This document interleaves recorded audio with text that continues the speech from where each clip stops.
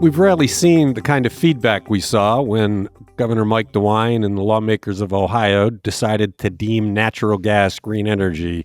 It's so ridiculous. The readers came out of the woodwork. And today we'll be talking about what drove that decision. It's enlightening.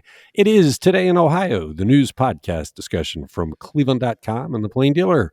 I'm Chris Quinn, here today with Courtney Astolfi, Lisa Garvin, and Laura Johnston. We got good stuff to talk about. Let's get to it. We finally do know who came up with the Orwellian idea to label natural gas as green energy in Ohio. Surprise, surprise, dark money once again controls Ohio's politicians. Who did it, Laura? Yes, this is a dark money nonprofit linked to the natural gas industry, and it's been pushing for this legislation for months, at least since July. And these were public records that were obtained by the Energy and Policy Institute, which is a clean energy advocacy organization. And they show the bill was the product of the Empowerment Alliance, also known as TEA. The Washington Post first reported on these, but Jake Zuckerman got the records yesterday and really dug into them. TEA doesn't disclose the source that it's funded. That's why it's called dark money. But its former director, Matthew Hammond, took over after serving as president of the Ohio Oil and Gas Association, which has the fun acronym of OOGA. But this is a mysterious group. It has a Washington, D.C. area code. I like how Jake phrased it in his story that somebody answered the phone, said they had nothing to do with it. He sent an email to the address that was listed. But this is not a transparent organization. So their website promises a, quote, common sense approach to engage the American people in an open and honest dialogue about the best way to reestablish the United States as a global energy superpower. Also playing a role in this was the American Legislative Exchange Council. They apparently came up with model legislation aimed at doing just this. All right, but let's think about what really happened here, right? Mm-hmm. We in Ohio elect a legislature. We elect a governor based on them saying they're going to carry out policies in the best interest of Ohio. But that's not what happened here. No. Some rich guys in another state got together and said, we want to change natural gas to give it a different definition because it suits our wealthy purposes. They write it up, they send it to Ohio, and Mike DeWine and the lawmakers click their heels and say, yes, sir. Who is determining policy in this state? Is it the people we elect, or is it people like this? These wealthy people that just decide they're going to change policy. I'm amazed because we kept asking questions. Mm-hmm. Why are you doing this? Why are you doing this? Why aren't you vetoing it? Nobody ever spoke. And now we find out they're just puppets. There's a marionetter in another state that is just making them do the dance. What's the point of an election? Well, exactly, because they're basically paying them, right? They pumped more than $1 million into the 2022 midterm elections. And when they emailed and said, hey, this is what we want, it went to 3 Republican lawmakers, Mark Romanchik, Senator George Lang, and Representative Jay Edwards. Obviously, they're all Republicans. But you're right. People are elected to represent their constituents and to do what's best for the state of Ohio. And we talk about this over and over again, that it's party over people. Well, it's also re-election over people, right? They want the money so they can advertise, so they can get reelected. It is not about what's good for Ohio or the people of Ohio. It is what's best for them. And it is just a gross manipulation of government. People were speaking loudly about this. I mean, this was preposterous. Methane gas, natural gas is a euphemism, is the definition of a greenhouse gas. It develops over the eons inside the earth from decaying matter, and once you use it, it's gone. It's not renewable in any way, shape, or form. You could say it's cleaner than burning coal, but it is not green energy. Mike DeWine signed that bill, and he did it at like 4 o'clock on a Friday, right, and ducked any questions about it. Now we know why. He was doing what he was told by people who have no interest in Ohio. And we had wondered the beginning of this year, Mike DeWine, new term, he's probably not going to run for anything else. This is probably his swan song, his last tenured position. He's 75. And is he going to stand up to the Republican legislature? Well, it does not look like the answer is yes. No, because they're just puppets for the dark money groups. I can't wait to hear what news stories we learn about the First Energy corruption as the householder trial gets underway. Jake Zuckerman has said that trial is going to give people the clearest picture of how government runs in Ohio. Well, his story today gives you a clear vision of how things run in Ohio, and it's not by the people you elect to represent and they you. stuck it in the chicken bill. Yes. This was on a bill to regulate the poultry industry. So, yeah, they weren't very proud of it. Passed in 36 hours in lame duck. So they might have been drafting this model legislation in July at a conference and emailing it to people, but they didn't want to bring it out then when they had 6 months left of the legislature and say, let's have public hearings on this. Let's hear what people have to say. They pushed it through at the very last minute over the holidays, and we're stuck with it. Who wants the legacy of being a puppet for out-of-state interests? And that is what this is. He's just a puppet and didn't even explain himself. He did what he was told. And we're talking about dark money, right? We're talking about what's legal that you can give to this nonprofit, and they can give money to legislators to get reelected. We have no idea if there are backroom deals on top of that dark money. Yeah, well, there were certainly backroom deals in the First Energy case, and Exactly. We'll learn more about that very soon. You're listening to Today in Ohio. Who is the first person to stand up as a challenger to Sherrod Brown in his bid to be reelected to the U.S. Senate in 2024? Courtney, it's never too early to announce your candidacy for a race. Yes, I guess 2024 has officially started now that it's January 2023. So, a familiar name here has thrown his hat in the ring. Matt Dolan, the state senator from Chagrin Falls. He's considered a pretty moderate Republican. In last year's Senate primary to replace outgoing Senator Rob Portman, he eventually lost. But in that race, Matt Dolan kind of stood apart from the crowd because he was very much an anti-Trump kind of candidate. He tried to distance himself from the former president while other candidates were aligning himself. So, I wouldn't be surprised if we see the same thing unfold going forward in the race against U.S. Democratic Senator Sherrod Brown. Now, Brown hasn't formally declared, but he's made it pretty clear he's running to retain his long-held seat. And Dolan's the first of what will likely be several Republican challengers here. But him being out front, we learned from reporter Andrew Tobias, means this go around versus last year, this go around, he'll probably be a more prime target for attacks from fellow Republicans because he is that first candidate in the race. Dolan managed to avoid a lot of that last year in the race, in which he was eventually beat out by the Trump-backed candidate J.D. Vance for Portman's Senate seat. 2 years ago, when Portman surprised everybody by announcing he wasn't going to run, it wasn't surprising the candidates immediately started to announce they were going to run. It was still 2 years before the election, which is odd, but it was going to be an open seat. People wanted to get their foot in the door.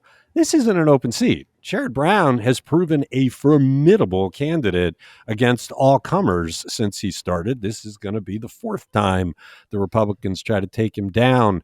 I think that could be really hard. Matt Dolan, you're right. He's now putting himself out there for criticism. And yes, he finished a surprising third, but it was third. The right-wing fringe picked their candidate, and it wasn't Matt Dolan, who's more neutral. The other problem Matt Dolan has is Sherrod Brown is from Northeast Ohio. Northeast Ohio likes Sherrod Brown, so he's not even going to be able to count on his base to support him. I'm a little bit surprised. It seems like a bit of an ego by Matt Dolan. I came in a surprising third. I'm going to build on it. This is a very different race. Very different race, and it is worth going into who Dolan might be facing off against in the primary here, because that'll also shape the race, right? So potential entrants include Secretary of State Frank LaRose. We've heard that name circulating out there for a while. Bernie Moreno could make another go at it, the Cleveland area businessman.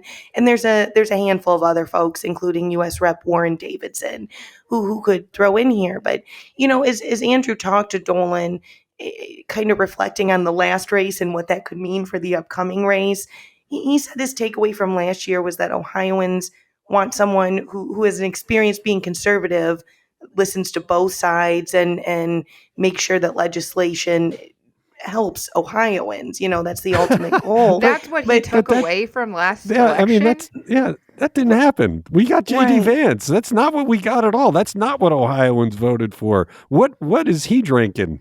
Well, he seemed to be pointing to the political landscape elsewhere in the country last year, but Ohio was the one state that did go with the Trump candidate. So maybe there's appetite outside of Ohio's Republican Party for that, but I don't know within the state if that's the right takeaway, But like you said, this is a little bit of a different race. Sherrod Brown's still in it. He didn't really want to launch into discussing the Dolan challenge at an event this week that he held up in Cleveland where we tried to talk to him. But you can expect a lot of national attention in this race, right? Ohio has one of 3 contested seats that in states that Trump won, and there's a narrowly held Senate majority here. So expect this race to get heated just like last year's.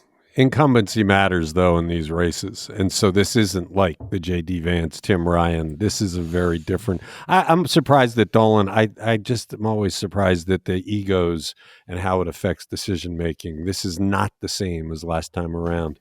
Fun stuff. I guess we'll be talking about the next Senate race for 2 full years like we did with the last one. It's Today in Ohio. What's at stake before the Ohio Supreme Court as it considers Attorney General Dave Yost's bid to freeze the assets of Charles Randazzo, who's not charged with any crimes, but whom First Energy has admitted bribing? Lisa, this is a fascinating case. I don't know how the Supreme Court will come down on this. Yeah, it'll be interesting. And it's Sam Randazzo, not Charles I'm Randazzo. sorry, Sam, you're right. Sorry. Yeah. So the Ohio Supreme Court says it will take up Attorney General Yost's challenge on freezing $8 million in assets of Randazzo, who is the former Public Utilities Commission chair. And this is all in connection with the House Bill 6 bribery case. Of course, last year in July, First Energy admitted to paying Randazzo $4.3 million. And that was, just before he became chair.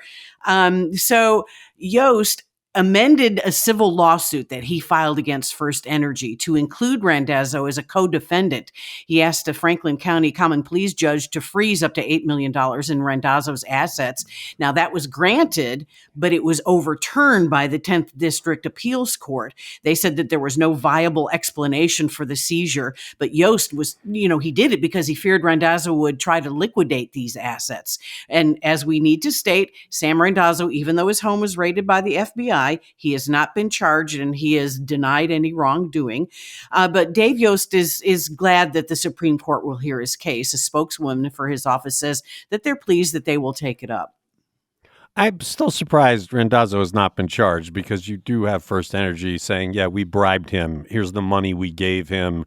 This is what it paid for. So you would think that the Justice Department would have charged him by now. You got to wonder, does he have a role in the householder trial? Has he cut some kind of deal where he's going to be a witness that comes in and says, oh, yeah, I did all these bad things, and that there'll be an information charging him later? That's the only viable explanation, that he's singing like a bird. But if that's the case, then when the Supreme Court is hearing this, they're going to have the benefit of knowing all that. And I would think then it's a slam dunk. You freeze the guy's assets, right? If he goes in and sings like a bird on the stand, then I think it really gives Dave Yost more of an argument in favor of getting those assets frozen. Good stuff. I mean, it's interesting how as we get on the eve of this trial, all sorts of interesting details about the corruption are coming to the fore. And I suspect the 6-week trial will be a nonstop flow of that.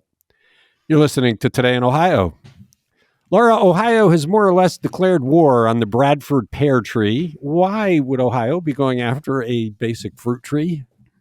Because it's a nuisance. The Bradford is the most common variety of Calorie pears. I did not know what a Calorie pear was until I read Susan Brownstein's story yesterday. She's our gardening columnist, and she is delightful. This was actually the the highest trending story on our site yesterday for some time. So everybody's interested in these pear trees. They're native to Asia, really recognizable in the early spring when the trees erupt in white flowers. They're very pretty. They do smell bad.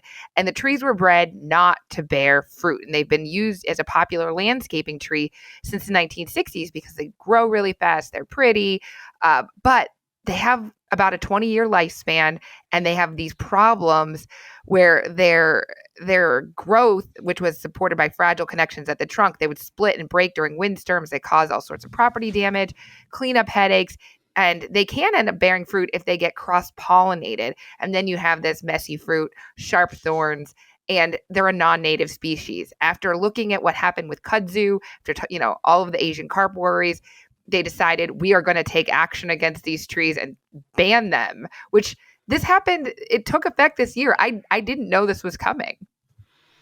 Yeah, I this one took me by surprise, but you're right. People were just fascinated to read about this. So once again, our gardening columnist comes through. Well, and so the Cuyahoga Soil and Water Conservation District is actually taking this a step further in some areas. Parts of Beechwood, Lyndhurst, Highland Heights, and Richmond Heights have this special program where they will come out and actually remove those trees for you if you don't want them. Also, bush honeysuckle, Japanese barberry, forsythia, burning bush, and privet. I love forsythia. I think it's so pretty in March. It's the first thing that blooms. I had no idea it was a nuisance. I didn't either, and I just planted 5 of them. Gardening stores. If you prune them, you're fine. But if you let those things go, the branches eventually touch the ground root, and they just keep spreading and spreading. So I can see why people would see those. But you're right; they're beautiful and for a very brief period in the springtime. You're listening to Today in Ohio. What are Ohio's most populated cities with high proportions of people without access to cars? Courtney, not having access to a car puts people in a very desperate situation, especially if they're not close to public transportation. They can't get to doctors. They can't do shopping. It kind of keeps people in poverty. Where are cities with the worst problem? Yeah, huge populations of households without cars in Cleveland and East Cleveland. This was a data story from reporter Zachary Smith, and these two cities top the list of most populated cities in the state for homes without access to a car. In East Cleveland, the numbers are a bit worse than in Cleveland. In East Cleveland, it's over a third, 35% of households don't have one. And in Cleveland, it's about 22.5%. Now, if you look at the state overall, it's a far cry from the median statewide, which is 6%. But, these numbers are kind of at odds with similar numbers from 2016. We found that statewide, the households that own a car dropped about 1 percentage point in the last 5 years, which I thought was interesting. As part of this review of numbers, we found that, 2 wealthy cities in the state have no homes without a car, and that includes a wealthy suburb outside Toledo and a suburb of Dayton. But if you're looking statewide, 92.5% of Ohio households have a car, and almost 40% have 2. So those in Cleveland and East Cleveland are not along with the state average there. Well, it's one of the reasons I think that some advocate for making public transit free, because it would equalize somewhat the access people have to getting where they need to go. The lack of transportation is, like I said, a key factor in continuing the cycle of poverty. Yeah, and that is a huge reason, often cited by advocates who want more funding for RTA. Just look at the residents who live in the city without it. They need these services. And that's also been a big discussion as Cleveland City Hall moves to a complete and green streets kind of philosophy in laying out roads. Roads aren't just to be car-oriented anymore in the city. They're supposed to accommodate pedestrians, bicyclists, and transit users because of that. All right. You are listening to Today in Ohio. Lisa, why has autism been a line in the sand for the Ohio State Medical Board when it comes to medical marijuana, and what are the chances that might change? I don't know, but there's a group called not a group, it's a hospital. The Nationwide Children's Hospital in Columbus has testified against efforts to get autism put on the list of approved conditions for medical marijuana for every year. So, this is about 3 years running. They say that there's not enough evidence, there's not enough, research on this, and parents got and they also said something about that, parents, I don't know. I don't remember. I'm going to skip over that. But anyway, the Ohio State Medical Board has petitions from the public to add autism spectrum disorder to the list of approved conditions. Like I said, third year in a row. The Ohio Medical Cannabis Industry Association submitted for autism, obsessive compulsive disorder, and also irritable bowel syndrome. Their executive director, Matt Close, has seen with his own eyes how marijuana can help with autism with a teen that helped curb his self-injury tendencies. And then Laura Hancock talked to a Columbus mom, Leslie Stokes. She has an autistic son who'd been taking medical marijuana for seizures starting back in 2019, but she started to notice that it helped with his rage and self-injury issues. So she, was microdosing him, and she said that it decreased his episodes of rage from daily to 2 times a month. So the medical board, when they get these petitions, they look at expert testimony and efficacy research before they decide.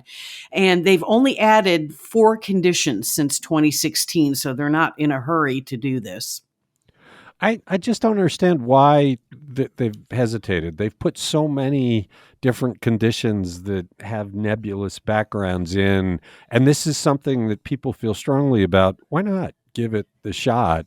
It does seem like the legislature may take this into their hands by changing the way we pick the conditions for medical marijuana. That's correct. I know there's a bill that's been circulating about how they would add any condition that could reasonably be expected to be relieved by medical marijuana, which would really open it up to a lot more things. Yeah, that probably is the way to go if the board is going to continue to be recalcitrant. Interesting story. We'll have to see if it makes any headway. It's Today in Ohio. A recent COVID study out of Case Western Reserve University has distressing news for users of some kinds of illegal drugs. Laura, why should they be concerned? Because both drug use and COVID can mess with your heart, and together they can be incredibly dangerous. There is this mountain of evidence that the virus that causes COVID harms the heart and the blood vessels and boosts inflammation throughout the body.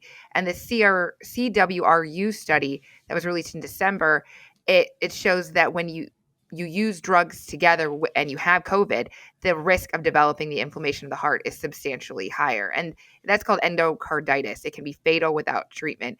And it's already increasing overall in the country, a lot because of opioid and stimulant use in the United States. We're talking about opioids, meth, cocaine, and then you add in COVID and the results can be deadly.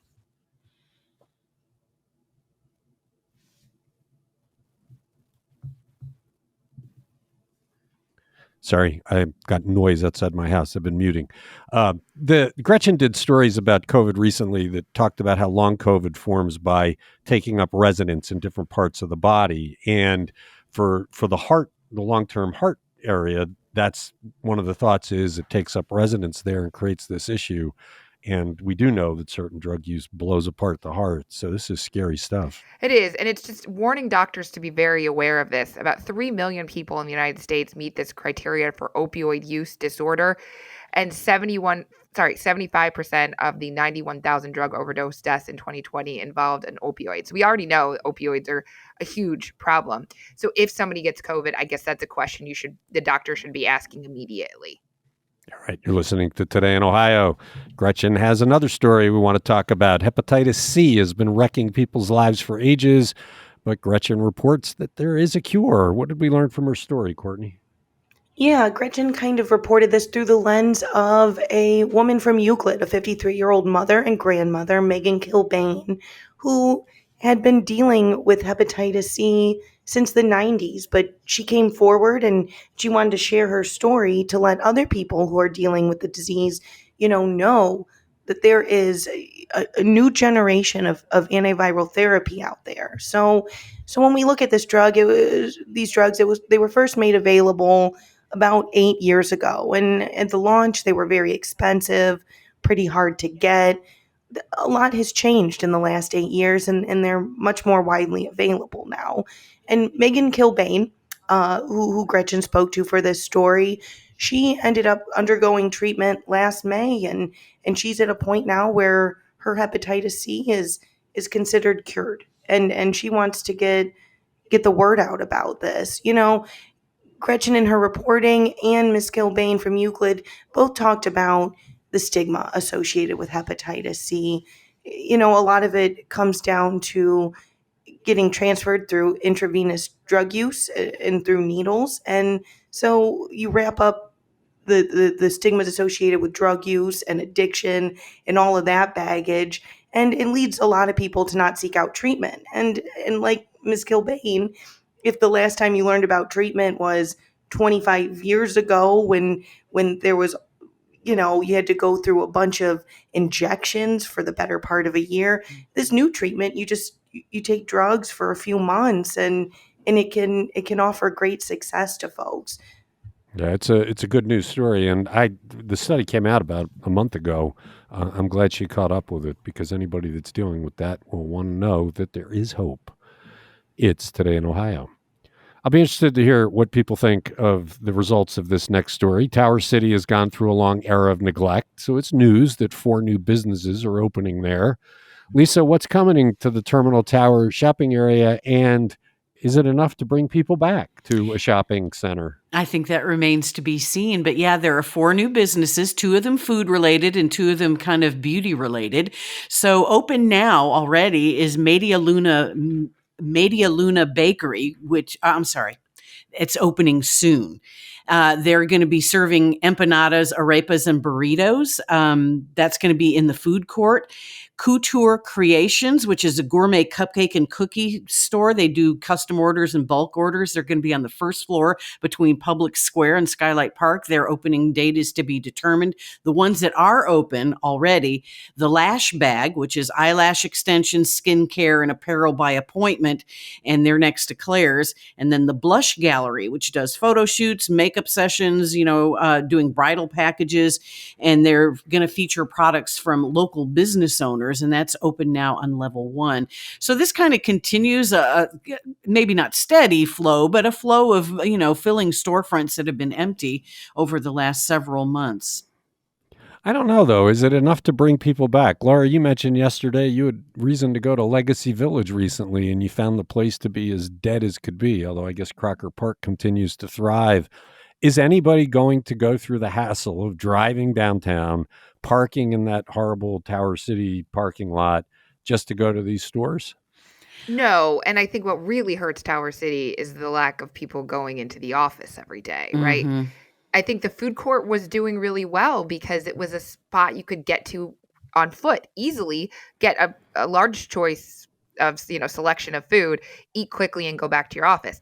If you don't have to do that, I don't know why you would go to Tower City. And, I have these grand memories of my, teenage years going to Tower City for the first time with my mom and my sister, and coming up from that escalator from the parking garage. And it was magical. It had a 2-story J. Crew. Okay. That was a big deal to a suburban girl. And it had a Warner Brothers store, and all, the Higbee's was still there. And it was such a destination. And then they built these things out in the suburbs, and people started going there instead. Not that there were always malls, right? But something like Crocker Park, something like Legacy. And then when you built Pinecrest, everything leaves Legacy and goes to Pinecrest. And it's just this cycle. And I don't think there's enough business maybe to go around to all the retail we still have in Northeast Ohio. Well, and I can go back even further, Laura. I used to take the rapid downtown in the 60s before there was Tower City, and you'd end up in the basement at Higbee's, and it was a very, destination. It was very busy. But I think in Houston, in downtown Houston, there's a tunnel system, and that's where almost all the activity takes place, but it's either food or service oriented. So I wonder if niche businesses are a good idea here. I think if you want, I think you're trying to cater to office workers would be my guess. So you would give them services like, I don't know, like copying services, dry cleaning, whatever. And so, yeah, it'll be interesting. Yeah, I don't know. Anything that's a product oriented, we all see the Amazon and UPS and FedEx trucks that roll through our neighborhoods like armies anymore, delivering it because you can get anything you want online. So I think you're right. It needs to be service oriented. Yeah, you need someone to put those lashes on you, right? And tell you how to do it. It's tough, and because there are fewer people working downtown, it's tougher. I mean, there was a day when I first came to Cleveland where that place teemed with people. You'd go over on any weekday, and the place was mobbed, every concourse, and now it's kind of a ghost town. It's Today in Ohio. That does it for the Wednesday discussion. Thanks, Courtney. Thanks, Lisa. Thanks, Laura. Thanks to everybody who listens to this podcast. We'll be back on Thursday.